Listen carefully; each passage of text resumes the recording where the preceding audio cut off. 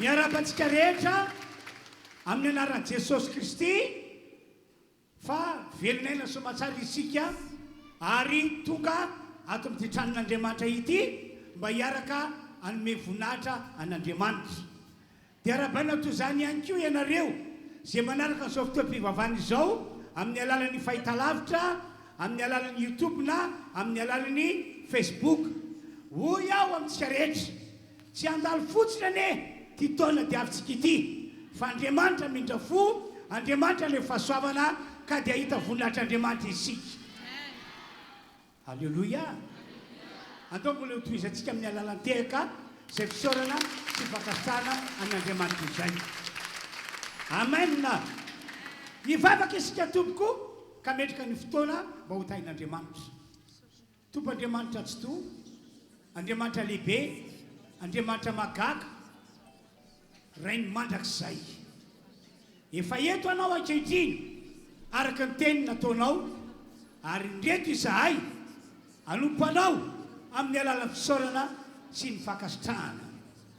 Koa dia raiso ny saotra sy fakasitrahana entinay avy amin'ny fonay ho anao Andriamanitra tsy to, ho anao Andriamanitra velona. Ny fotoana eto ho tahina tokoa Andriamanitra, ho tahina tokoa ny fotoana eto, ary andray fahasoavana izahay amin'ny anaran'i Jesosy misaotra tompo. Halleluia. Amen. Horaisika mpitiavan-tanana reto mpitarika fiderany reto hitondra antsika mba hanompan'Andriamanitra ho amin'ny fisaorana sy ny fakasitrahana azy.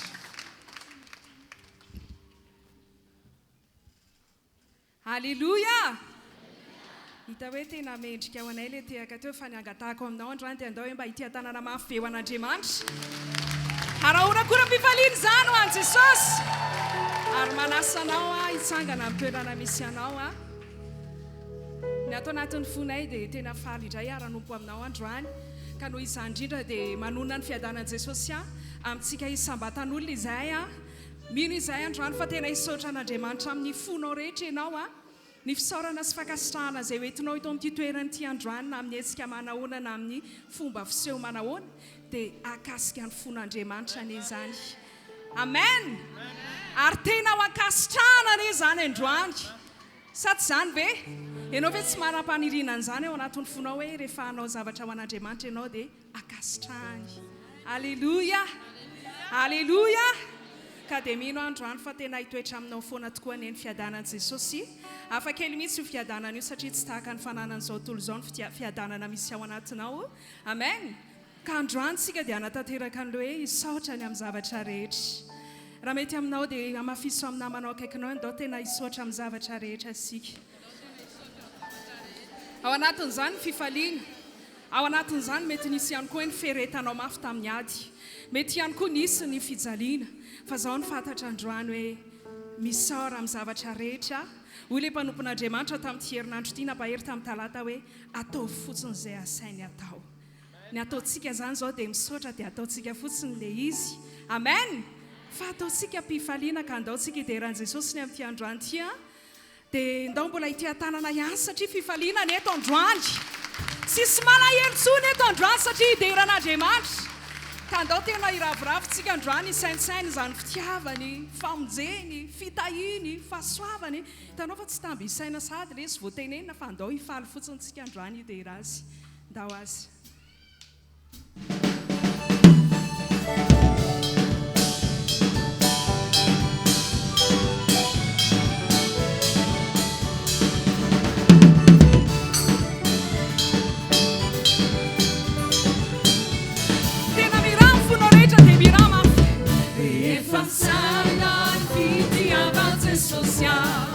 Sisareggia natogli dammi più. Chianata tana di nostra di Lazaro. Alleluia, alleluia.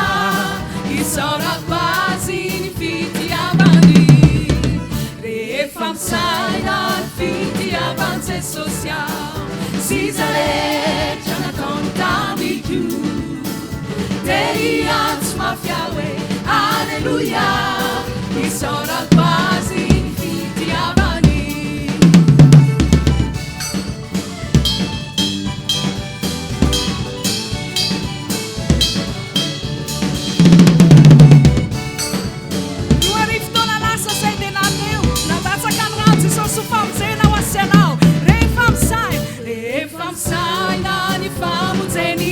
social, Caesare, Anatoni, Dami, Dei Otsma Fiawe, Alleluia, Isora quasi,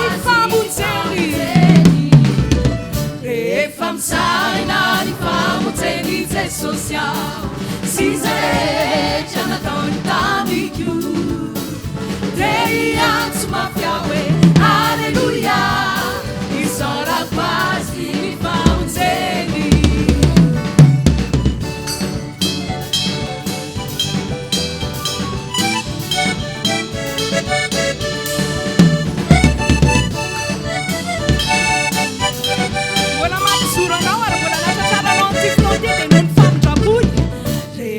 Saina di fami già puzze social, Caesare, Jonathan, Dami, Dei Otsma Fiawe, Alleluia, Isora quasi di fami già puzze, Re fam saina di fami già puzze social, Caesare, Jonathan, Dami, Dei Otsma Fiawe, Alleluia, Isora quasi fami già puni.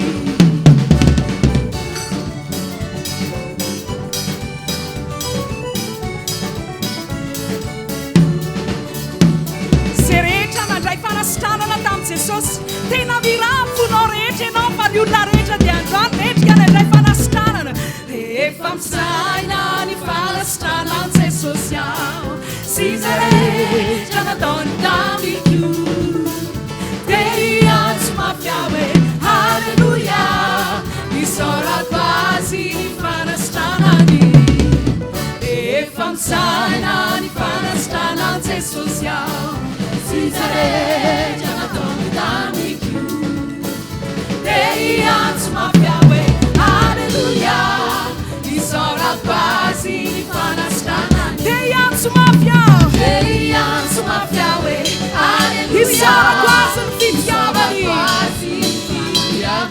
Dei Otsma Fiawe, Alleluia, Isora quasi famose, Dei Otsma Fiawe, Dei Otsma Fiawe, Alleluia, Isora quasi fammi giampuni, piantano la mafia, me la cambio una cura pifalina, che non mi chiamano di chiamafia androni, Sanve. Andao ary sika mbola ame voninahitra ho an'Andriamanitra. Alleluia.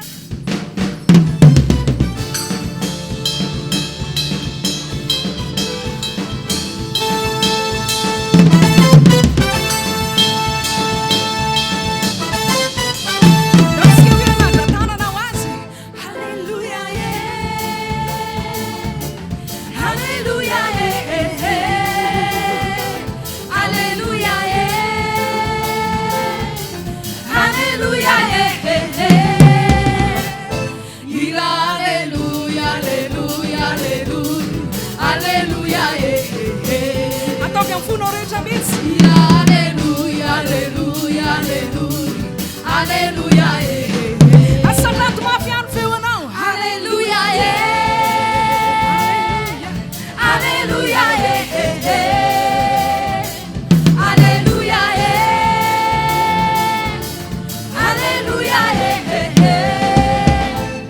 ira Alleluia, Alleluia, Alleluia, ira Alleluia, Alleluia, Alleluia, ma disse uma tupa não fez para lutar ali, né?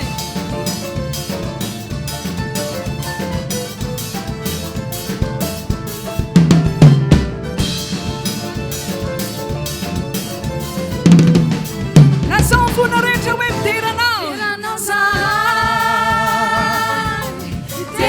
sai, se só, ela não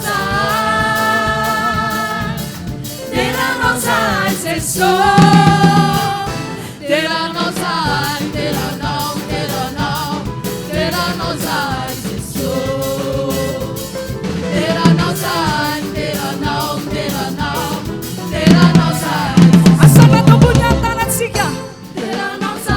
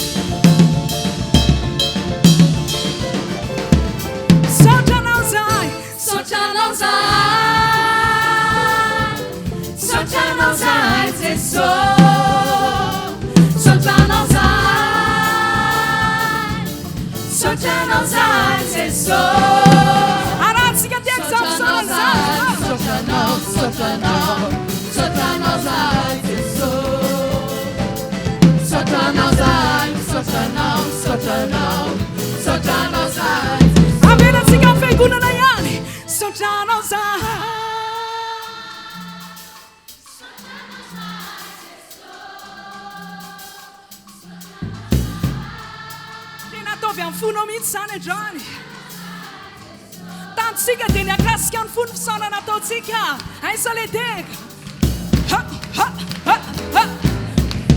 dia raha ho anao Jesosy dia no sai Jesús dera no sai dera no sai Jesús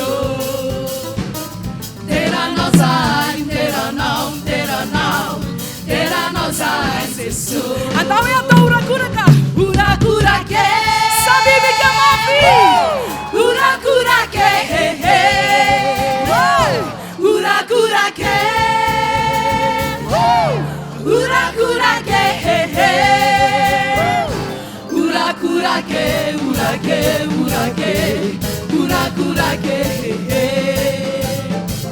ura-cura que ura-cura que ura-cura que Assura cura que ma per usare tsikan Jesus Alleluia Alleluia Ufafewa Jesus ntanatsika Jesus ya Tunget zay androany saotra anao Fotoana efa voasoratra tany an-danitra tany ty fotoana ty matotanteraka Mino fa tena andray avy aminao zay androany Saintsay fitiavan'i Jesosy asianao fa be dia be ny tianatrika an'ity fotoana ity fa tsy eto izy fa ianao kosa ny tsombinina manokana androany ka tena ataovy mihitsy izay mahafalo ny fony Jesosy eo tena amin'ny fonay rehetra no entinay maikoky eto anatrianao ianao arany Jesosy talohany anao fagagana ianao dia mbola nahaisotry maika fa zahay zanakao anajanao zay iankoky eo anatrianao androany mankasitraka tompo mankasitraka Jesosy eo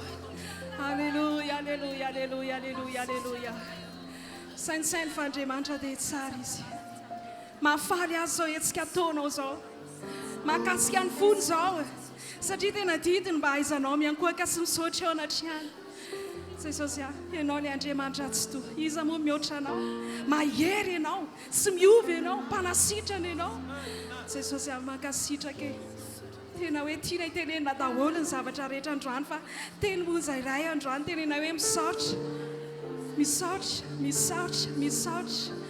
tena hoe averina aminao ny aza sy ny saotra ary ny tena amen amen amen alleluia alleluia alleluia tany tsara ny fifandraisanao amin'i Jesosy aza mieritreritra ninina nivelany antsony ianao fa tena ataovy mihitsy hoe manoloana anao Jesosy le akasitrahanao Jesosy aeto ianao marina amin'ny teninao ianao Ikasika ny fony tsara avy ianao androany efa niasa foana ianao hatramin'izay ka hatramin'izao dia tena misaotra anao amin'ny fona rehetra izay Jesosy alleluia alleluia alleluia alleluia alleluia alleluia alleluia fanamasonao tena lehibe ianao tsy misy mihoatra anao Jesosy amen mankasitraka amin'ny fona izay fo iray no entinay androany anandrapeo eto fanahy iray no entinay androany anandratra ny feonay anambara sy ilaza androany hoe alleluia Intia Mananjatanana Alleluia Intia Manaticha Fisaunana Mite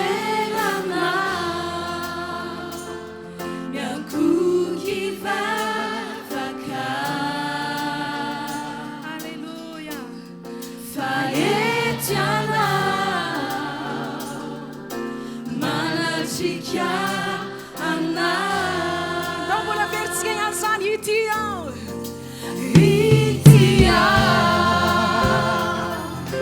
manatra tanana itya manatisha fisaunana miterana yankukivavaka faetinao Jesosio faetiana manatsika ana tanaty faorina tompo teo amiko ihana reo antsoantsombavaka tonga teo anatrehana faniherinao tetanterai aminy faleme masanina mampandresya itia manandratanana itia manatisha fisanana miterana sai Jesosio miterana yankukivavaka faetiana manatsika ana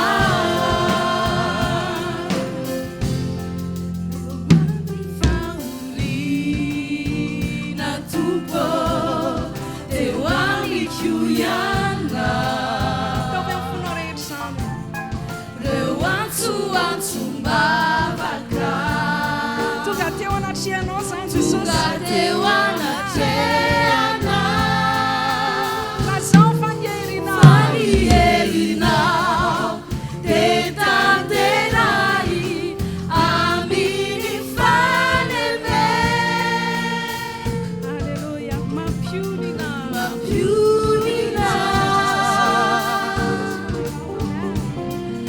mampandresya itya manandratanana asandrato azy mihitsy azy an-tananao itya manatitra fisaunana miterana yankukivavaka faetiana manatsika ana averitsika farana itya itya manatra tanana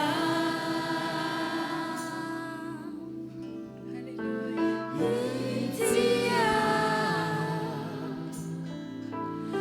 manatisha fisaunana miterana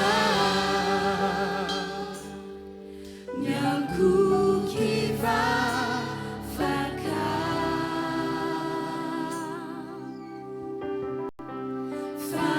faetiana manatsika ana samiara makatoerantsika isika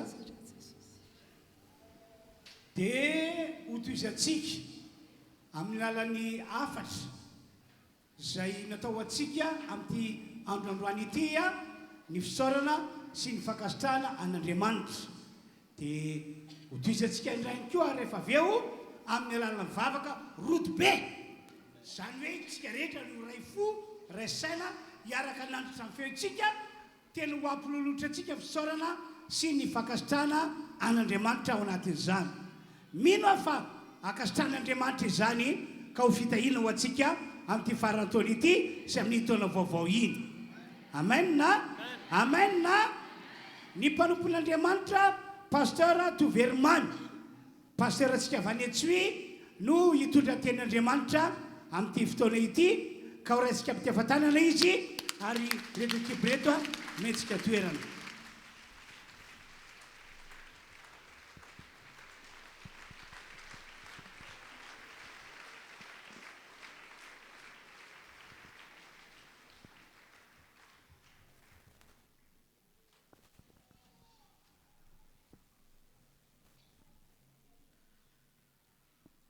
faly miarabantsika rehetra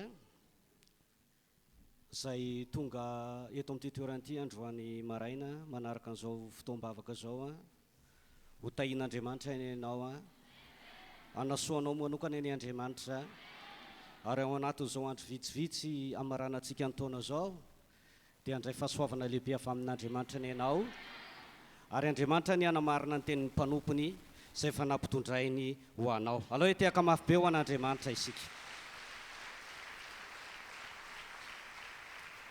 mirary ihany koa ny tenako ho anao zay manaraka an'izao fotoana zao any amin'ny tokantrano mirary ny fitahin'Andriamanitra eo amin'ny fiainanao sy ny ankonanao ao ary mirary ny fahasoavan'Andriamanitra aminao ihany koa andaontsika hivavaka hisaotra an'Andriamanitra ny amin'ny teniny zay nampitondrainy manokana amin'ity androandroany ity ry Andriamanitra rahanay eo misaotra anao amin'ny anaran'i Jesosy noho ny alehibe indrindra fonao mbola nomenao fotoana afaka hitondra ny hafatrao amin'izao fiangonan'izao sy ho amin'ny olona rehetra zay manaraka an'izao fandaran'izao any amin'ny tokantranony any ho tahinao izy ireo Andriamanitra ary ianao sady no efa tanteraka ny teninao zay nampitondrainao mpanomponao hatramin'ny andohan'ny taona ka hatramin'izao androan'io zao ianao ny asa eo amin'ny fiainan'ny tsiraray avy Andriamanitra ary ianao ny tany tsiray avy ary zao tenin'Andriamanitra zay hotoriana amin'ny tsiray avy zao anie dia moa avy zateony eo amin'ny fiainany ary ianao ihany koa nanamarina ny tenin'ny mpanomponao zay ho ambara ho amin'ny tsiraray avy androany amin'ny anaran'i Jesosy Kristy avy any Nazareta no anaovako izany vavaka izany fa Satana kosa dia hozoniko amin'ny anaran'i Jesosy tsy mahazo mangalatra ny teny na manaisitra ny teny ao am-pon'ny olona amin'ny anaran'i Jesosy no androako azy hiala amin'ny tsiraray avy misaotra anao Andriamanitra amen hisorantsika an'Andriamanitra lehibe ny antona takaratsika n'izao volana farany amin'izao taona 2024 zao ity volana desambra ity dia nomentsika ilay anarana hoe vola ny fakasitrahana sy vola ny fisaorana halleloia noho izany dia ampahireziko manokana ianao eo anatrehan'izao fiandohan'ny fotoanan'izao sady mba ho karazan'olona hisaotra an'Andriamanitra hiakasitraka an'Andriamanitra na inona zavatra mitrango eo amin'ny fiainanao na inona fitahiana efa azonao na inona koa zavatra miseho amin'ny fiainanao dia asehoy an'Andriamanitra foana fa ianao dia olo ny fakasitrahana sy olo ny fisaorana amen andao arintsika maka tenin'Andriamanitra atao bokin'ny Eksodosy toko fa 5:10 andininy fahenina sy ny faraika 12 Eksodosy toko fa 5:10 vakitsika amin'ny andininy fahenina sy ny faraika 12 zao ny voasoratra amin'ny anaran'i Jesosy ny tananao kavanana Jehovah efa malaza amin'ny hery ny tananao kavanana Jehovah manorotoro ny fahavalo andininy faraika 12 Jehovah iza moa no takanao amin'izay Andriamanitra iza moa no takanao zay kalazaina amin'ny famasinana dia raina amin'ny fahatahorana mpanao fagagana andao hitehaka mafy hisaotrantsika an'Andriamanitra ataovy mafy ny fitehaka ao ho fakasitrantsika an'Andriamanitra ataovy mafy ny fitehaka ao ho finoanao marina fa marina amin'izay lazainy Andriamanitra ary nitsotra azy nataon'ny mpanompony taminao tamin'ity taona ity dia ho tanteran'Andriamanitra eo amin'ny fiainanao amin'izao farany taona izao na dia andro vitsy ara sisa. Amen na sa tsy amen? Mino izany ve ianao tonga eto? Alao mbola hitehaka mafy an'Andriamanitra isika. Amin'ny alalan'io andinin-tsoratra masina izay hira fiderana, fisaorana sy fakasitrahana nataon'ny zanak'Israely fony izy mivoaka avy tany Egypta, tafita ny ranomasina mena io no hitondrako fampianarana ho antsika eto amin'ity toeran'ity androany.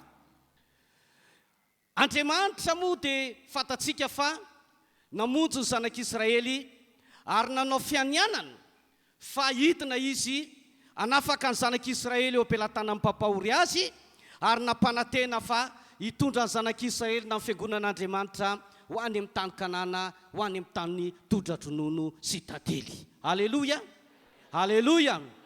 Nambarany ten'Andriamanitra teo tokoa teo amin'ny andinin'ny fahaenina sy eo amin'ny andinin'ny fa-11 fa ny tanakavanan'Andriamanitra dia tena mahery. Aleluia.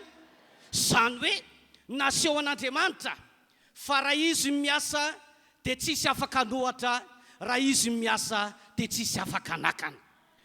Teo ny ataoko hoe fanakana nataon'ny Farao, tsy voany zanak'Israely ao Egypta fa ny anompo azy ao zany ny sitrapony. Kanefa na inona ny fomba nanakana ny Farao, na inona no sakatsakana zay nentin'ny Farao hitazomana ny zanak'Israely, rehefa niasa Andriamanitra voaka tamin'ny fomba mahagaga tsy takatry ny saina tao Egypta ihany ny zanak'Israely. Aleluia. Androany maraina dia mampahery anao aho fa na inona mety barazy ataon'ny Satana, na endrika fanelingelena nataon'ny devoly, tsy hatanterahany teny fikasana sy ny tsodrano izay nataon'ny mpanompon'Andriamanitra taminao tamin'ity taona 2024 ity, dia hoy aminao sasapoana izy, miala maina izy, satria tsisy lehibe noho le Andriamanitra.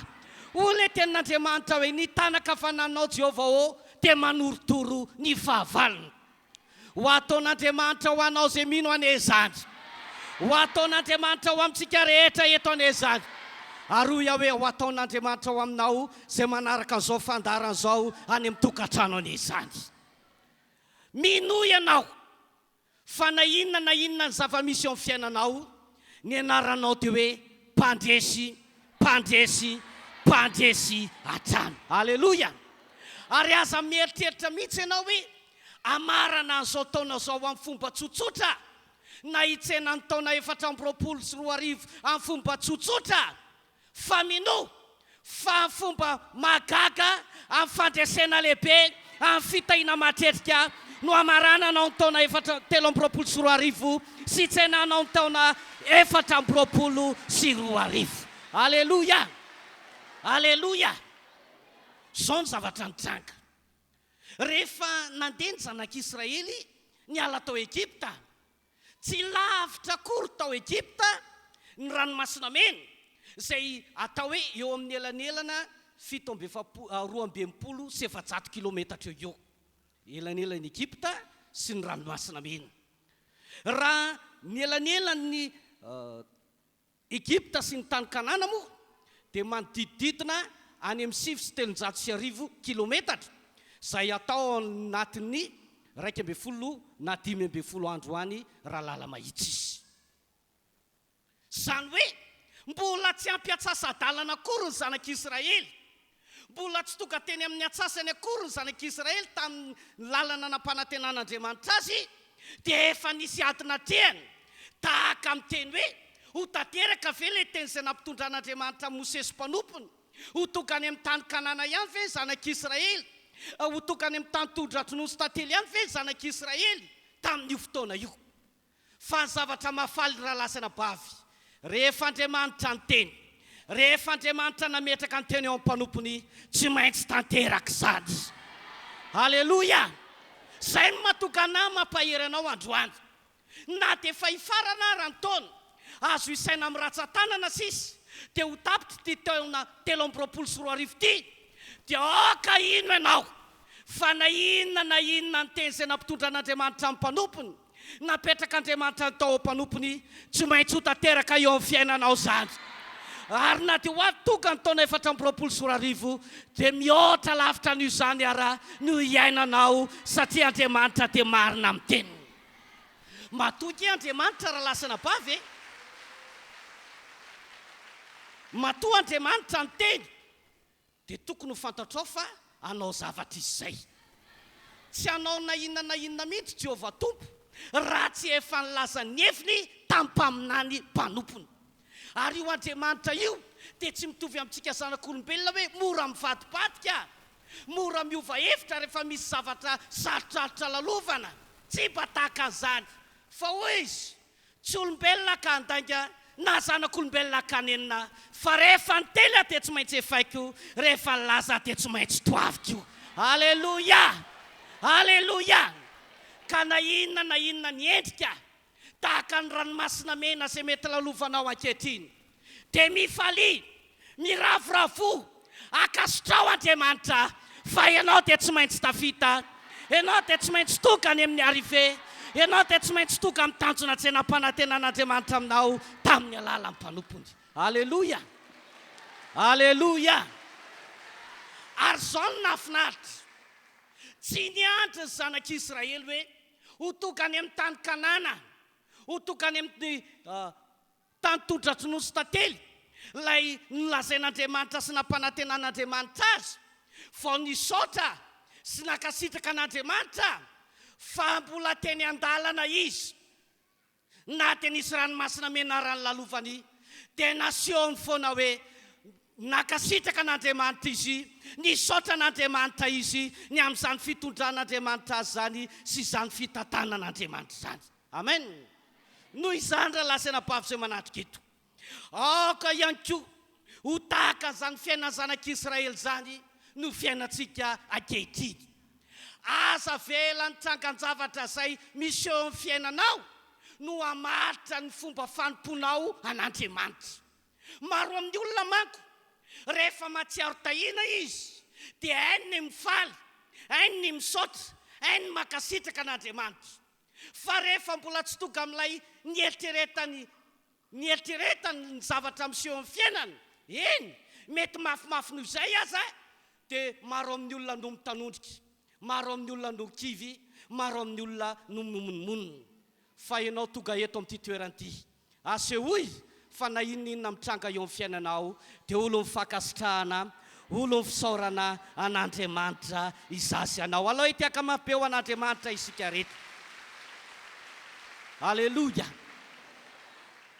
Ny fisaorana sy mifakasitrahana an'Andriamanitra manko raha lasana bavy izay manatrika eto dia tena zava-dehibe eo mason'Andriamanitra. Tena miteraka fifaliana ao an'Andriamanitra ny mahita olona mahay misaotra azy, mahay makasitraka azy ny amin'ny fitantanany sy ny amin'ny fitondrany. Ary androany ara dia mpafantatra anao hoe raha anisan'ireo tononkira be dia be ao an-danitra ne izay ataon'ireo olo-masina sy ny anjely ao an-danitra, raha mandinika amin'ny boky ny Apokalipsy isika, ohatra ny amin'izany ny Apokalipsy 7, dia tena miompana 100 isan-jato dia ao anatiny zany atao hoe fahaizana misaotra, fahaizana makasitraka an'Andriamanitra. Fa maninona moa zany no fiainana any an-danitra? Fa maninona moa zany no ataon'ireo olo-masina sy ireo anjely any an-danitra? Satria fifaliana lehibe ao an'Andriamanitra ny mahita ny olony, mahita ny vahoakany, mahay makasitraka azy sy mahay misaotra azy. Ary mino aho fa amin'ity androandroany ity dia faly lanitra mahita ny fiangonana eto Androndrakely, satria misy olona mahay misaotra azy, misy olona mahay makasitraka azy, manaiky ny fitantanany eto. Alao itiaka mapeo an'Andriamanitra isika. Ary izay indrindra no natokan'Andriamanitra namangy an'i Davidy izay tao anatin'ny ady izay lalovany ao amin'ny Salamy 7:1 andininy 1 sy 2 ao. Izao ny voasoratra amin'ny anaran'i Jesosy. Misaora ny Jehovah ary fanahiko, ary izay rehetra atao anatiko misaora ny anarany masina. Misaora ny Jehovah ary fanahiko, ary aza misy adononao ny fitahiny rehetra. novakin'Andriamanitra mihitsy Davida tao anatin'io fotoana io. Tsy fantatra raha mba haitsika ny tantaran'izany Davida zany. Davida ny teo amin'ny 20 taona, 17 taona, 20 taona teo no nosoran'Andriamanitra ho mpanjakan'Israely tamin'ny alalan'ny lehilahy anankiray atao hoe Mose Samuel azafady. Teo izy no nosorana ho mpanjakan'Israely. Kanefa tao anatin'izany tsy avy hatrany Davida tonga teny amin'ny fanjakana ny ravoravo fa arakaraka ny nanosorana azy ho mpanjakan'Israely no nisiny ady teo amin'ny fiainan'ny Davida. Ohatra ny amin'izany ilay mpiray latabatra aminy atao hoe Saoly izay mpitaiza azy tao an-trano no tonga ny fofony ainy namono azy. Tena nakarary fon'ny Davida ke zany tena nakarary ny sainy sy ny eritreritra ne zany hoe olona miray latabatra aminao zao, olona ao an-tranonao zao no nitsangana ho fahavalonao, ary tsy hoe nitsangana ho fahavalonao fotsiny fa ny eritreritra ny te hamonanao mihitsy ny hahafaty anao ny tanjony. Kanefa tao anatin'izany no natokan'ny Davida tsy monmonina, tsy kivy, fa tena nisaotra an'Andriamanitra ka nanao hoe misaoran'i Jehovah ary fanahiko azy zay rehetra atao anatiko misaora ny anarany masina. Amen.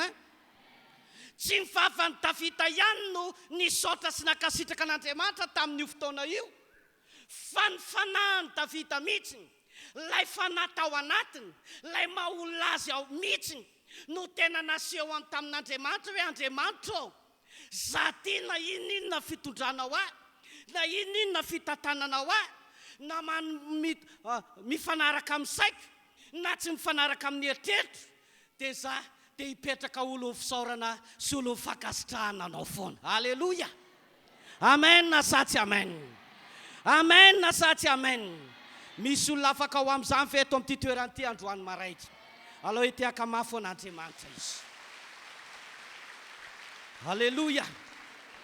Faharoa, tsy niteny fotsiny Davida hoe tena hisaotra an'Andriamanitra foana ny fanako sy momba rehetra tena hisaorako an'Andriamanitra, fa niteny izy eo amin'ny andininy faharoa manao hoe ary aza misy adononao tapany faharoa ny fitahiny rehetra. Davida zany teo amin'ny fanompony an'Andriamanitra, tsy hoe nisaotra an'Andriamanitra fotsiny, tsy hoe nakasitraka an'Andriamanitra fotsiny tamin'ny fitantanany, fa tao anatin'izany ihany koa Davida dia tsy mba nentina nanadino ny fitahian'Andriamanitra teo amin'ny fiainany. Tsy mba nanadino na hoe nanao tsinotsinona ny fitahian'Andriamanitra teo amin'ny fiainany. Maro amin'ny kristianina manko raha lasana bavy izay manatrika etona no azo lazaina hoe manambady ireo fitahian'Andriamanitra eo amin'ny fiainany, na ihany koa maro amin'ny kristianina no tsy matsiaro ny amin'ny fitahian'Andriamanitra teo amin'ny fiainany, na hoe nanadino izany fanambinan'Andriamanitra sy ny fitahian'Andriamanitra zany.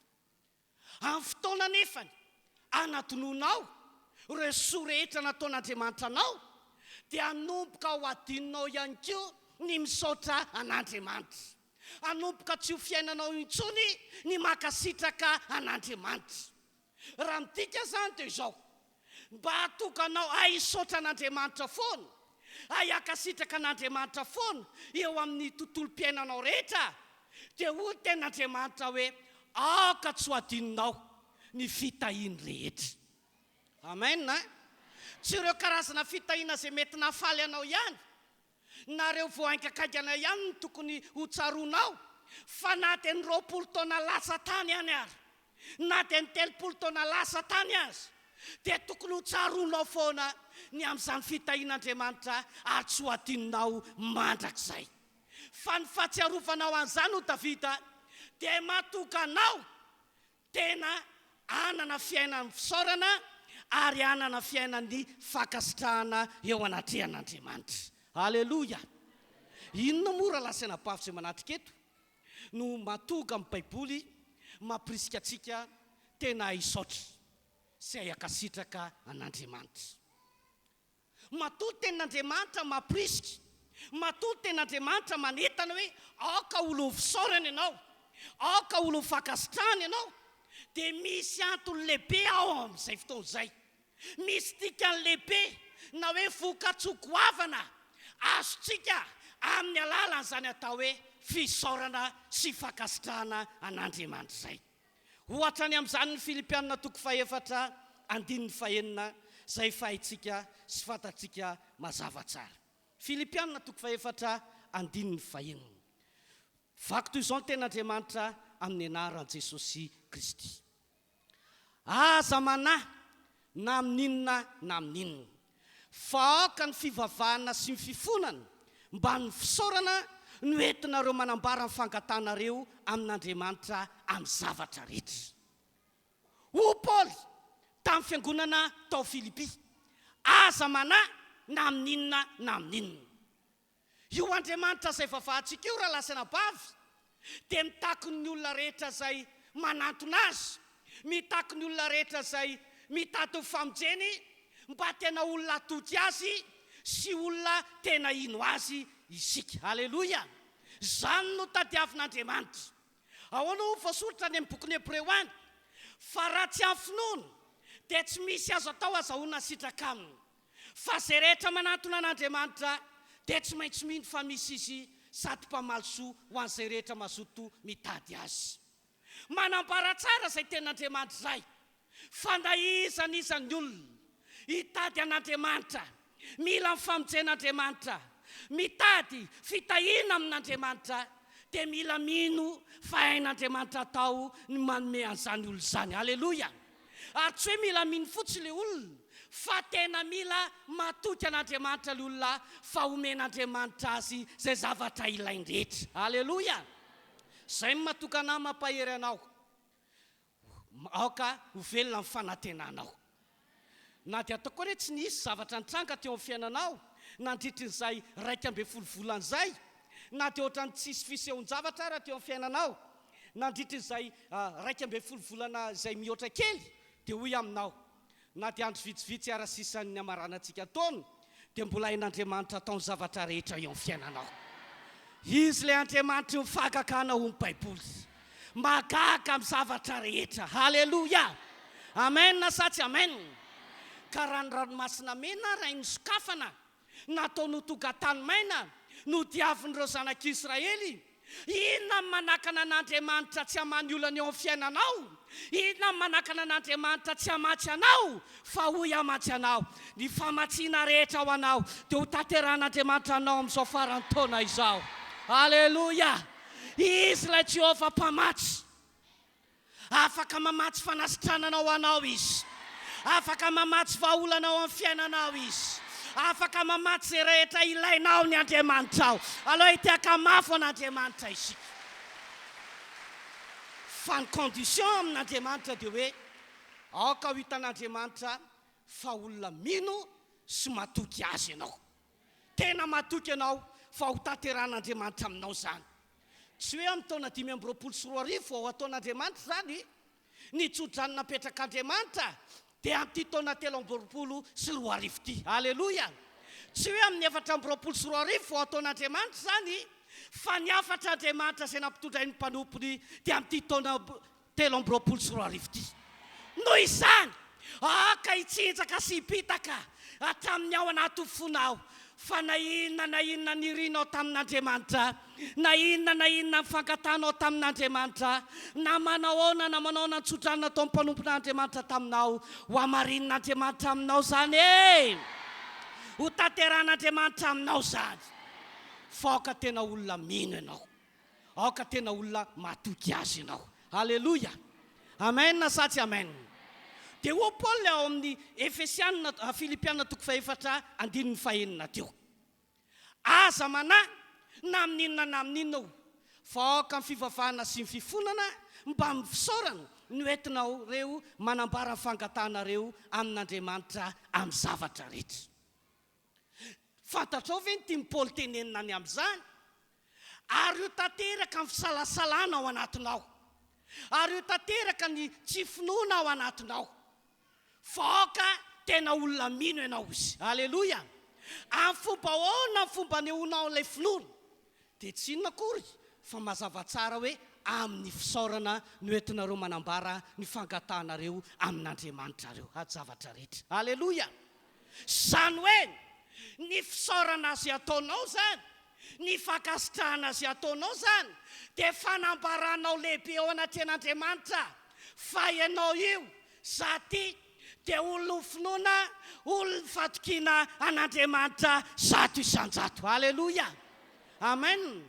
Ary izay no matoka an'Andriamanitra tena miandrandra fisaorana avy aminao, miandrandra fankasitrahana avy aminao, izay fanampirofonao fa ianao dia mino azy, fa ianao dia matoky azy. Misy olona ho afaka ao amin'izany ve eto androany?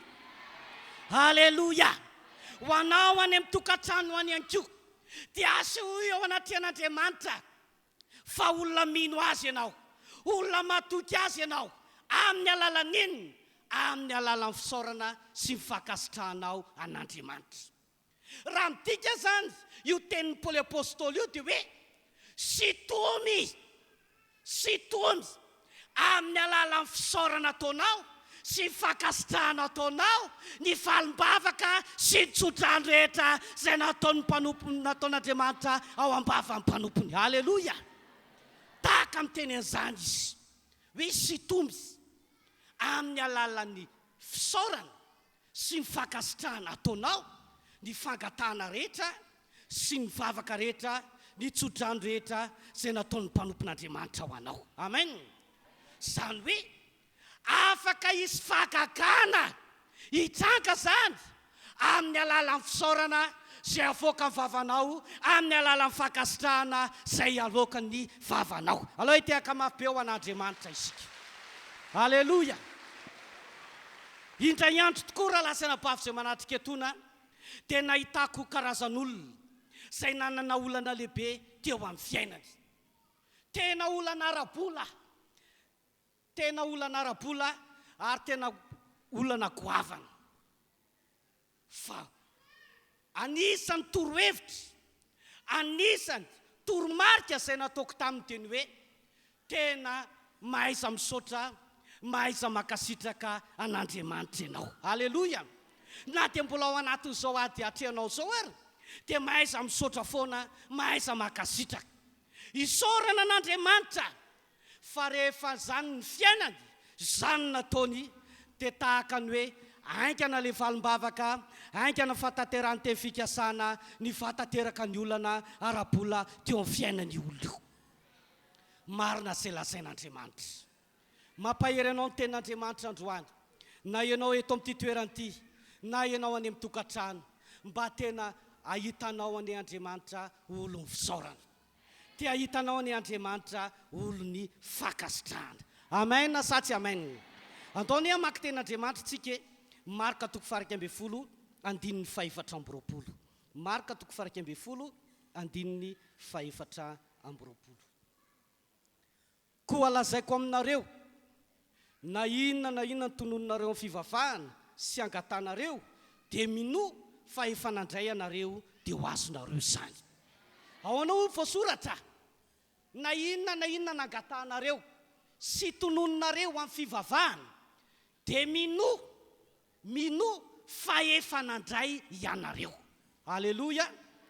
Zany hoe ny olona afaka andray zany dia ny olona mino fa zay rehetra nitenen'ny vavany, zay rehetra nangatany dia tsy mbola afarana any amin'ny tany hafa fa efa eo am-pelantanany. Zany nateo olona mino. Amin'ny fomba ahoana nefany no ahafahanao manatateraka an'izany? Voalohany dia izao, raha ohatra tsy olon'ny fisaorana, tsy olon'ny fankasitrahana ianao, dia tsy hainao an'izany mihitsiny. Izao ny zavatra resako anao. Tsy afaka hijery mihitsy ianao hoe eo an-tananao ny zavatra rehetra nangatahanao, efa eo am-pelantananao ny zavatra rehetra tonononao tamin'Andriamanitra sy ny tononon'ny mpanompon'Andriamanitra taminao, raha tsy tena tonga olon'ny fisaorana sy olon'ny fankasitrahana ianao. Haleloia. Haleloia. Ary tia koa tsy hahisaotra sy tsy hahakasitraka ianao raha tsy efa karazan'olona mahay mijery fa efa eo am-pelantananao ihany koa ny zavatra rehetra izay ny tonononao. Hitanao amin'izany mifamatotra tanteraka ny finoana sy ny fisaorana ary ny fakasitrahana. Ny finoana ao anatinao zany dia voaporofinao amin'ny alalan'ny fisaoranao sy ny fakasitrahana ao an'Andriamanitra. Mbola tsy ompelatananao le izy, azafady mbola tsy hitan'ny masonao le izy, dia efa minanao fa efa voarainao zay zavatra zay. Haleloia. Mbola tsy mitsangy eo amin'ny fiainanao le izy, dia efa minanao fa efa nananao zay zavatra zay. Ary ny finoanao an'izay no mahatonga anao ahisaotra, ahakasitraka.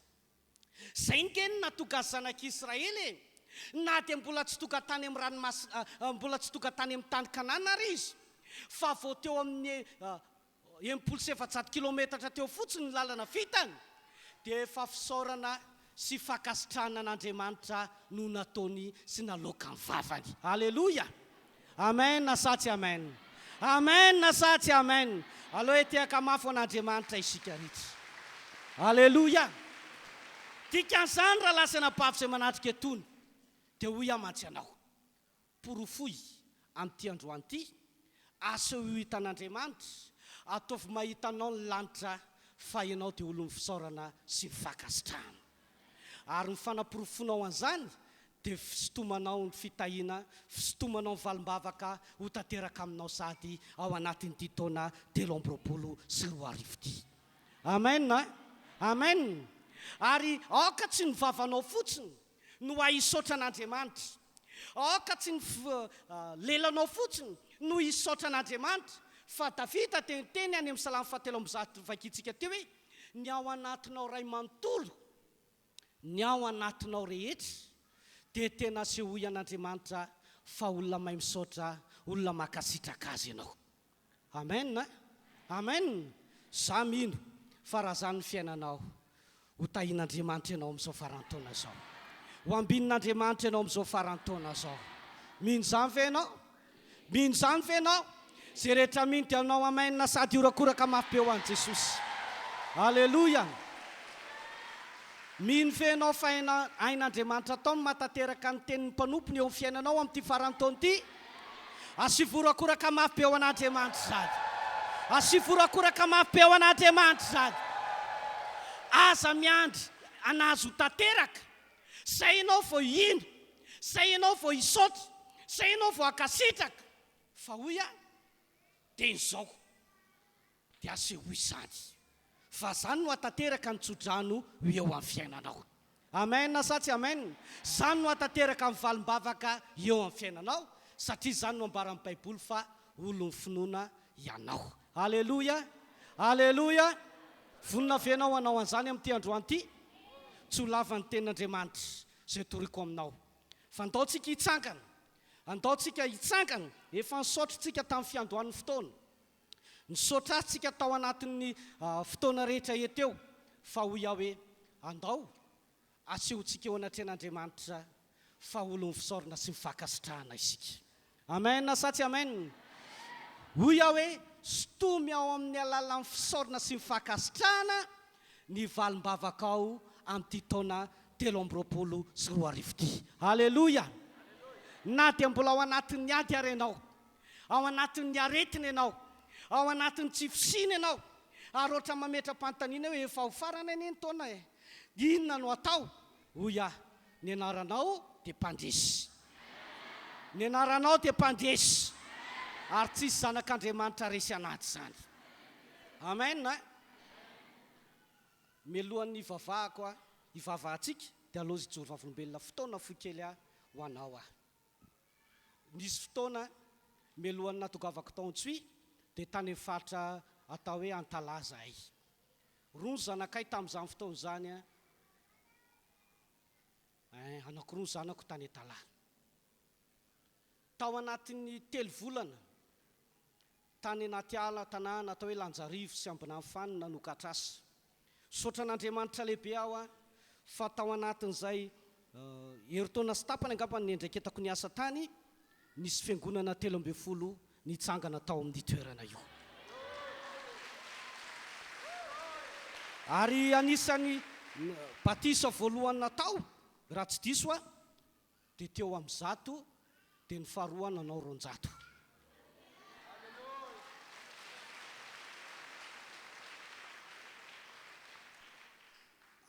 Tsy mba nisy famatsiana tany amin'ny fobe zahay, tsisy famatsiana tany amin'ny hafa, fa zay mivady dia novatsian'Andriamanitra.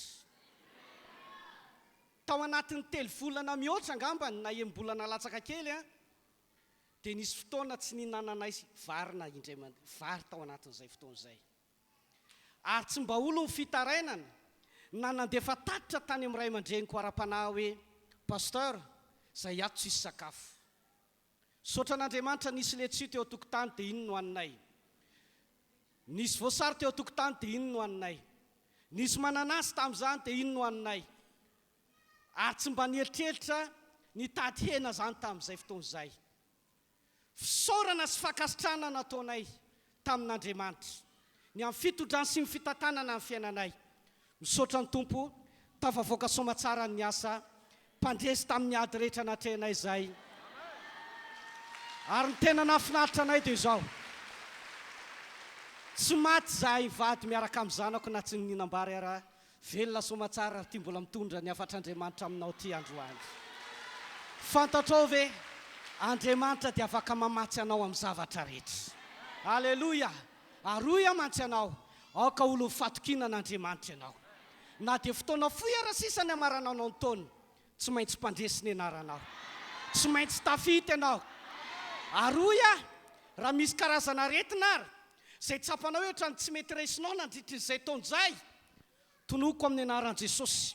Ao anatin'ny fisaoranao an'Andriamanitra amin'ity androany amarainy ity, dia izy fanasitranana ho tonga, izy famatsiana fanasitranana tsy takatry ny saina ao anatinao. Aloha tiaka mafy eo an'izay rehetra mino. Tao anatin'ny taona ity mety niady mafy ny fiainanao, mety tena tsapanao mihitsy hoe sarotra ny fidiram-bolona tao anatin'ny pôketranao, sarotra ny fidiram-bolona tao amin'ny tokantranonao. Fa tonoko androany ao anaty vavaka fisaorana sy fakasitrana an'Andriamanitra, ho tahina manokana eny ny pôketranao, ho tahina manokana eny ny ara-bolanao. Alleluia. Dikan'izany dia izao, aza fariana mangataka ianao androany. Aroya hoe tsy fotoanan'izany ty fotoanandroany ty, fa fotoana fisaorana sy ny fakasitrahana. Fa ny zavatra ilainao kosa dia sotomy amin'ny alalan'ny fisauranao sy fakasitrahanao an'Andriamanitra. Alleluia. Amen sa tsy amen? Misy olona vonao amin'izany ve eto androany? Misy olona vonao amin'izany ve? Andao hitiaka mafy-peo an'Andriamanitra isika.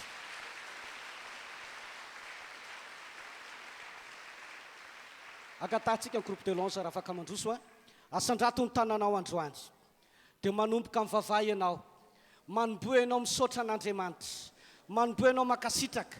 Ary ianao any amin'ny tokantrano any mbola manaraka an'izao fotoana izao, dia ho iakoa hoe mahaiza misaotra an'Andriamanitra ianao amin'ny tokantranonao, mahaiza makasitraka an'Andriamanitra ianao. Ary raha azonao atao ary ny mandoalika, dia mandolifa mihitsy ianao ny amin'izany fakasitranao an'Andriamanitra izany, ny amin'izany fisauranao an'Andriamanitra izany. Isaory azy ny fitantanananao nandritra ny taona 324 ity. Isaora ho azy, isaorana azy ny zavatra rehetra izay nitranga teo amin'ny fiainanao, na ny aretina izay nandalo taminao ary, dia misaora azy fa tsy natao hamono anao izany, tsy natao hafabaraka anao izany, tsy natao hapotika anao izany, fa nisy navela nisy izany mba hahafahan'ny voninahitran'Andriamanitra iseho amin'ny fiainanao androany. Ny tsy fisina mety lalovanao, tsy natao ho fahafambaraka ho anao, tsy natao fanalany voninahitra, fa navelany draga izany, isehony voninahitra, isehony voninahitra, isehony voninahitra. Misaora azy ianao, makasitra azy ianao, miteraha ny vavanao, ny fonao manontolo asehoy an'Andriamanitra androany. Fa olo fisaorana, olo fakasitrahana, olo fiterahana, olona may manaiky an'Andriamanitra, ary olona misy matoky an'Andriamanitra ianao. Misaotra anao zay raha io, makasitraka anao zay ny amin'ny fitantananao anay, makasitraka anao zay ny amin'ny fitondranao, makasitraka anao zay, makasitraka anao zay. Ny amin'ireo traka-javatra izay mety mifanohatra tamin'ny sainay teo amin'ny fiainanay. Misaotra anao Andriamanitra, satria ianao ny efa teny fa ny zavatra rehetra dia miara-miasa soa an'izay mazoto mitady anao. Ary zao ianao manana lanefitra ferako anareo dia efitra tsy tokaloza fa hitotra soa sy fanantenana eo amin'ny fiainanay.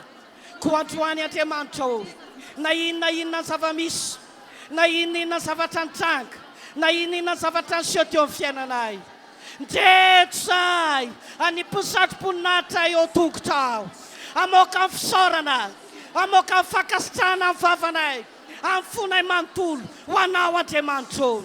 Misaotra anao izahay ny amin'ireo zavatra niseho rehetra teo amin'ny fiainanay. Misaotra anao izahay ny amin'ny fitantananao anay. Misaotra anao izahay ny amin'ny fitotranao ny fiainanay.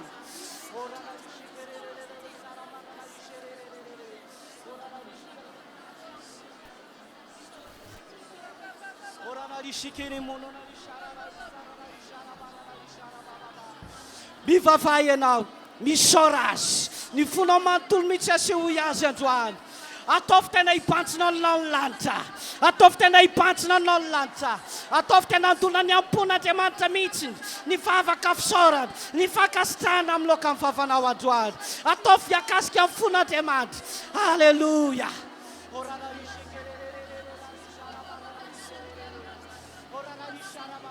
Oka hiandrandra ny lanitra ny masonao, oka hiandrandra ny lanitra ny lohanao.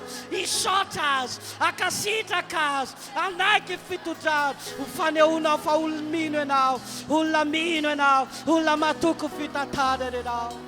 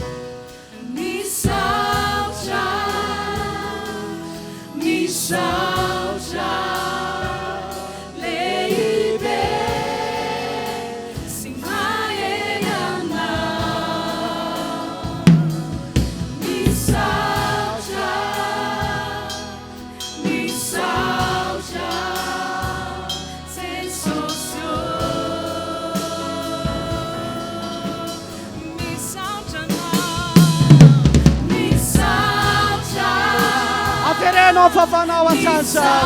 Halleluja. Lehibe ianao Andriamanitra. Tsy misy ohatranao anaty ala. Andriamanitra mahery ianao. Andriamanitra mahagaga mahay zavatra rehetra. Misaotra Tompo.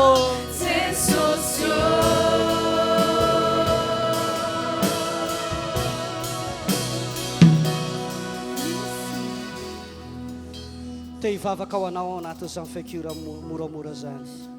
Apetrao ny fonao ny tananao ary matokian'Andriamanitra fainy ataony zavatra rehetra. Hita ny fisaoranao, hita ny anko ny fakasitrahanao ho azy. Fifalianao an'Andriamanitra zany, firafirafonao amin'ny lanitra izany. Raha eo androany na izan'iza fiangonana tonga eto amin'ity toerana ity, izan'iza fiangonana namoaka fisaorana tamin'ny vavany, izan'iza fiangonana namoaka fakasitrahana tamin'ny vavany, izan'iza ny olona any amin'ny tokantrano ihany koa namoaka an'izay feo fisaorana, feo fakasitrahana anao zahay.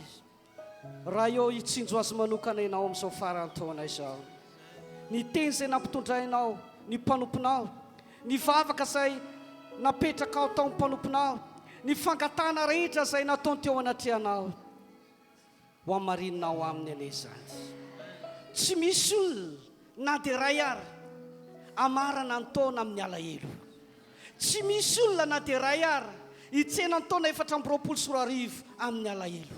Fa toloko amin'ny anaran'i Jesosy, fiompiana sy fifaliana lehibe no amarana ny olona rehetra ny taona 420. Na ianareo izay tonga eto, na ianareo izay manaraka izao fotoana izao any amin'ny tokantrano, amin'ny anaran'i Jesosy ho tahaka an'izany ihany koa anie ny tsainanao ny taona 420 ary raha misy marary na any amin'ny tokantrano na eto amin'ity toeran'ity amin'ny anaran'i Jesosy miantso mifanasitranana ho toka amin'izany olo izany amin'izao fotoana itenenako izao sitrahana sitrahana sitrahana amin'ny anaran'i Jesosy. Ianao Andriamanitra niregle ny compte-ny rehetra eo amin'ny fiainana. Ianao niregle ny ara-bolana rehetra. Ianao ny andamina ny zavatra rehetra ao amin'ny tokantrano. Anao lalana eo amin'ny fiainana ianao. Anokatra lalana ho azy ianao amin'izao faran'ny taona izao. Ataterahany tsodrano izay nataon'ny mpanomponao. Nanomboka voalohany taona ny 17 volana août ary hatramin'ity androandroany ity. Anao lalana eo amin'ny fiainana ianao. Ny amin'ny fataterahany izany amin'ny anaran'i Jesosy ho tanteraka eo amin'ny fiainan'ny fiangonana an'izany ary ho arovana manokana fiangonana amin'izao faran'ny taona izao, ho arovana manokana ny rehetra fitsenainany voalohany taona iny ihany koa. Ianao niasa eo amin'ny fiainany Andriamanitra, makasitraka anao sady ny amin'ny fataterahany izany teny izany eo amin'ny fiainantsika avy ary makasitraka anao sady ny amin'ny asa lehibe izay ataonao ao anatin'izao andro vitsivitsy amaranana ny taona izao.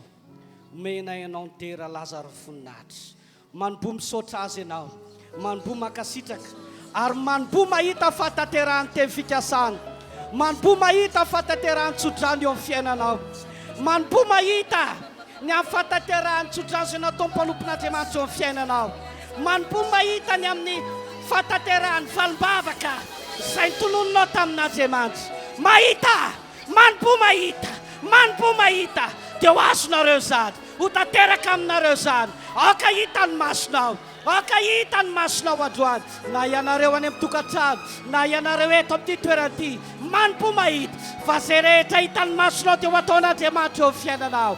Izay rehetra takatry ny masonao zahana ho amarin'Andriamanitra eo amin'ny fiainanao. Halleluja.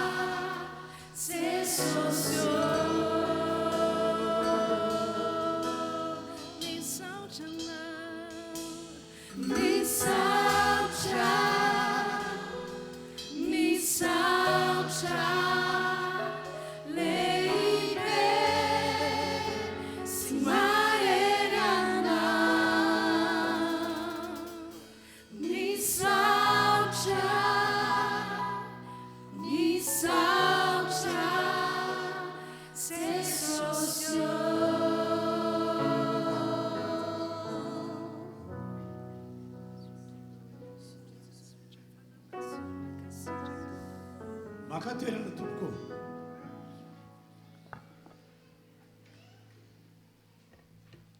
Resika ho fahasoavana lehibe izay afatra nampitondran'Andriamanitra ny mpanompo izay. Izy Andriamanitra tsy toy nampitondra afatra ary ny tiany ataontsika dia isika mahay misaotra sy makasitraka an'Andriamanitra ny amin'ny zavatra rehetra izay efa nataon'Andriamanitra ho antsika tamin'ity taona ity. Amen. Ary na dia nanolona an'ireo ataoko hoe olana lehibe ady makotrakotraka zavatra tena sarotra nitraka teo fiainanao ary nampitomany anao azy. Zao ny afatr'Andriamanitra nambarana tamintsika, mila misaotra sy makasitraka azy foana isika. Izy no teny izany tamin'ny alalan'ny mpanompony. ary raha manaiky an'izany isika anao pratika an'izany dia ondray aho hoe ho tsara fihefarataka ny jobana isika ho tsara fihefarataka ny jobana isika atao mafy ny teka jesosy jesosy tianay mombanay mandrakizay sady zany ve alleloia amin'izao fotoana izao tsika dia andao hitondra ny fanatitra tondra ny ampafolo-karena amin'ny mampino antsika maha-olon'Andriamanitra antsika tsy maintsy manorina finoantsika amin'ny alalan'ny teny isika ary mila makatoa izay lazain'Andriamanitra aza manaiky ho rebirebeny devoly ianao ka matahotra ny anome hoe amin'ny ampafolo-karena matahotra ny anome fanatitra aza mba isan'ny olona tahaka izany ianao devoly nge tsy faly rehefa voatay ianao e no zany a joroa manaova defi hatramin'ny farany ka hitondra an'izay zany tsika zany zao fa lay fanaty mpisaorana no eritrerentsika ho atao androany satria tsy ampy fotsiny hoe ho ampololotra avy ato anaty ny fisaorana sy fankasitrana an'Andriamanitra fa araka ny teny nataon'i Davida dia hoe inona no avaliko an' Jehova no ny soa rehetra nataony tamiko inona no avaliko azy efa nataoko ny fisaorana sy fankasitrana ambavy fa inona kosa ny zavatra hafa ankoatran'izany azoko atao satria lehibe zao fitondran'Andriamanitra zao lehibe zao fahasoavana nataony ahy izao dia ho Davida hitondra fanaty mpisaorana inona no avaliko an' Jehova no ny soa rehetra nataony tamiko ianao no anaterako fanaty mpisaorana Andriamanitra dia ny amin'izay fanaty mpisaorana izay zay fanomantsika rehefa aveo iny no atolotsika manokana rehefa aveo fa zao tanterantsika zao dia ilay fanaontsika isaky ny fitoam-pivavahana ampafolo-karena sy fanatitra izany alefary a misy andreto mpitarika direto reo zany no andravaka ny fotoanany fisaorantsika an'Andriamanitra dia mandrosotsika rehetra tondry ny ampafolo-karena ao anatin'izany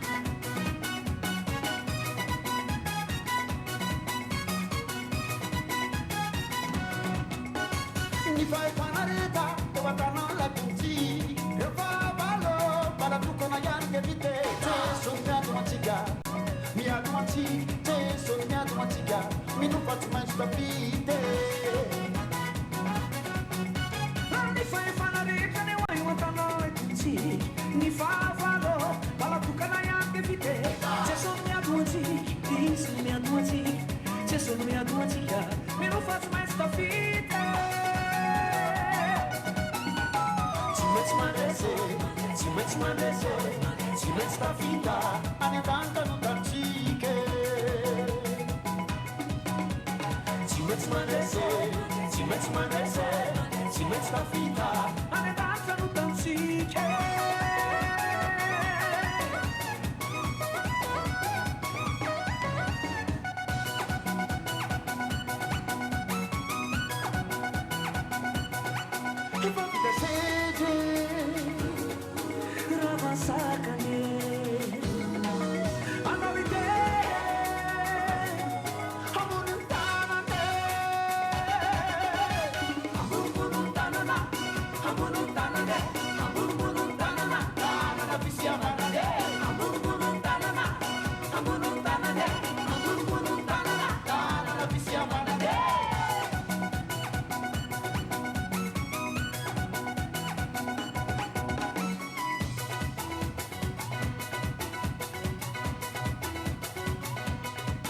musica. Opandese, opandese, opandese, opandese.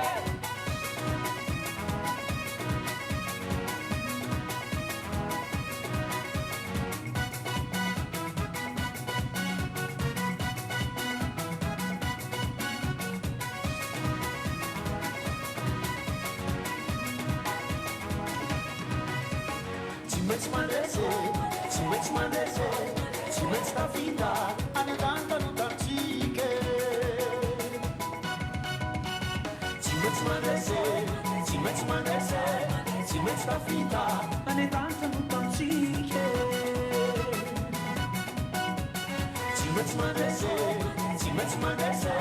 Ci metti la vita,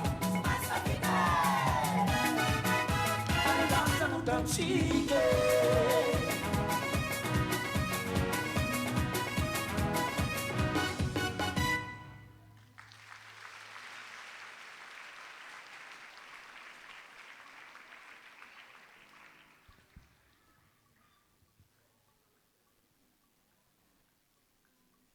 Fety moa ny andro androany ny mafety azy dia androany ny fotoana ny arantsika hoe hanao fisaorana sy fakasitrahana any Andriamanitra hampololotra antsika vato anaty. Amen na amen na ka andao mbola amerany reto namantsika reto aneo n'izany fakasitrahana sy fisaorana zany amin'ny alalany dia isika rehetra.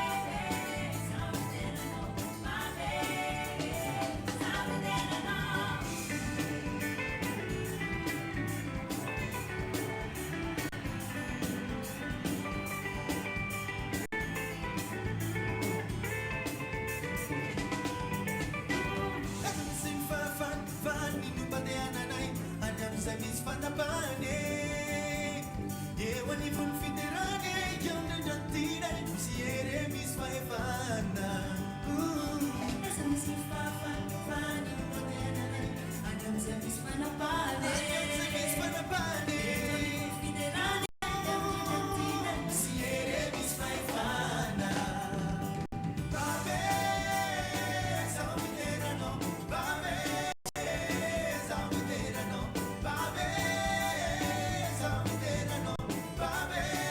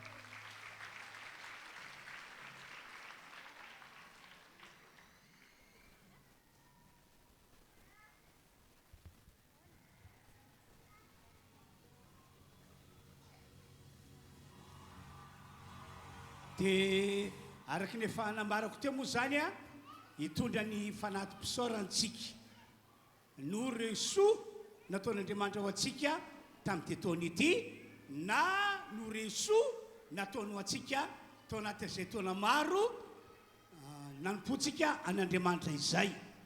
Ary androany tena no défi anko ianao fa na dia mbola anatin'ny ady ary ianao mila mijoro hitondra fanatim-pisaorana mba hitahin'Andriamanitra amin'ny fiafaranao ho tsara fiafara tahaka ny Joba izany. Andao hiteka mahafan'Andriamanitra isika. Tao mafy any tehaka ao Jesosy, Jesosy tianay momba anay mandrakizay sa tsy zany ve? Alleluia! Mbola hitoy amin'ny volanitra an'Andriamanitra amin'ny alalan'ny hira hatrany hatrany isika ho fisaorana sy ho fankasitrana an'Andriamanitra.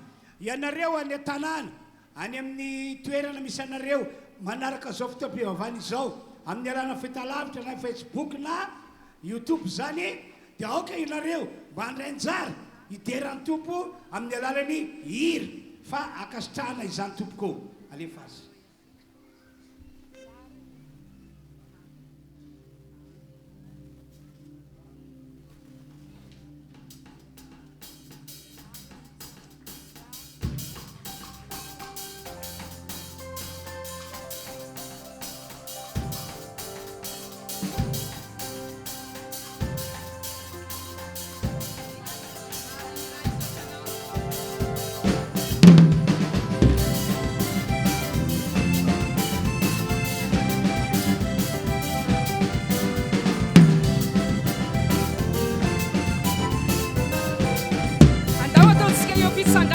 Fanomezantsika voninahitra an'ilay parentsika. Rarinira isaotranao andriamanitro mankalaza sady mitera mianara masina ho andriamanitro sady nofa hofantanana ianao. Rarinira isaotranao andriamanitro